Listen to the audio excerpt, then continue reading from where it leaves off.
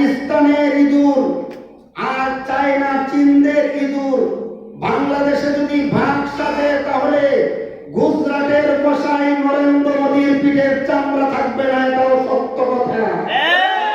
মনে রাখতে হবে মুমিন মুসলমান, এটা শাহজালালের দেশ, বিংশ শতাব্দীর সর্বজন্ম আলেম মুহাম্মদুল্লাহ হাফিজজির দেশ। এই হাফিজজি হুজুর পীরজি হুজুর জাফর আহমদ উসমানীর ৬৪,০০০ বর্গ মাইলে হিন্দুদের কোন রাম মন্দির, রামদের কোন মন্দির রংপুরের মাটিতে হতে দেওয়া হবে না, হবে না, হবে না। প্রয়োজনে রক্তের বন্যা হয়ে যাবে, লাশের পরে লাশ হবে, লাশের মিছিল হবে, রক্ত দিব, জীবন দিব।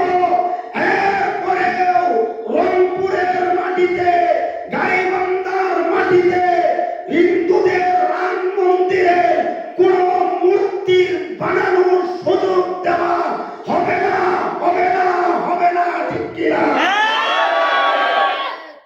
প্রিয় ভাই সকল, আমাদেরকে দুর্বল মনে করলে ভুল হবে, আমাদেরকে দুর্বল মনে করলে একান্তই ভুল হবে। মুসলমান জাতি হচ্ছে রক্ত দেওয়ার জাতি, ঠিক কিনা? মুসলমান বিড়াল নয়, মুসলমান হচ্ছে সিংহের জাতি। তারা পাকিস্তানের সাথে যুদ্ধ করে বিড়াল হয়, চাইনাদের সাথে তারা লাগতে চায় না, ভয় করে। আর কিছুই নেই, বাংলাদেশ নিয়ে, বাংলাদেশ নিয়ে, বাংলাদেশ দখল করবো, এই করবো, সেই করবো, অমুকটা করবো, সমুকটা করবো, কিচ্ছুই করতে পারবো না বাংলাদেশে। কারণ বাংলাদেশে কিছু করতে গেলে মনে রাখতে হবে এটা কিন্তু উলামায়ে কেরামদের দেশ। বাংলাদেশের বিরুদ্ধে কোনো ষড়যন্ত্র করলে, বাংলাদেশের বিরুদ্ধে কোনো চক্রান্ত করলে এর দাঁত ভাঙ্গা জবাব দেওয়ার মতন বাংলাদেশে উলামায়ে কেরামগণ আছে।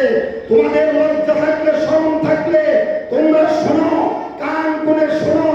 ভারতে যদি উলামায়ে কেরাম যদি ভারত স্বাধীন না করত, ভারতটা যদি স্বাধীনতা যদি না এনে দিত উলামায়ে কেরাম, তাহলে গুজরাটের কসাই নরেন্দ্র মোদী ইঁদুরের গর্তার ভিতরে থাকতে হইতো, ঠিক কিনা? সুতরাং ভারতের প্রেসিডেন্ট শুভেন্দু অধিকারী প্রেসিডেন্ট হওয়া, গুজরাটের কসাই নরেন্দ্র মোদী প্রেসিডেন্ট হওয়া, ভারতের শত শত ভারতের সংসদ ভবন হওয়া, ভারতের সচিবালয় হওয়া, সব কিছু ভিত্তি করে উলামায়ে কেরাম দারুল উলুম দেওবন্দের সেই সূর্য সন্তান হাজী ইমদাদুল্লাহ মুহাজির মক্কি শাহ আব্দুল আজিজ মুহাদ্দিস দেহলভী, ঠিক কিনা? শাহ আব্দুল আজিজ মুহাদ্দিস দেহলভী ফতোয়া না দিলে, শাহ ওলিউল্লাহ মুহাদ্দিস দেহলভীর সন্তান আব্দুল আজিজ ফতোয়া না দিলে, হাজী ইমদাদুল্লাহ মুহাজির মক্কি পতাকা উত্তোলন না করলে, হুসাইন আহমদ মাদানী রেশমি রুমালের আন্দোলন না করলে ভারত হতো না। ভারত যদি না হতো তাহলে সারা উপমহাদেশ মুসলমানদের হাতে থাকতো, ঠিক কিনা?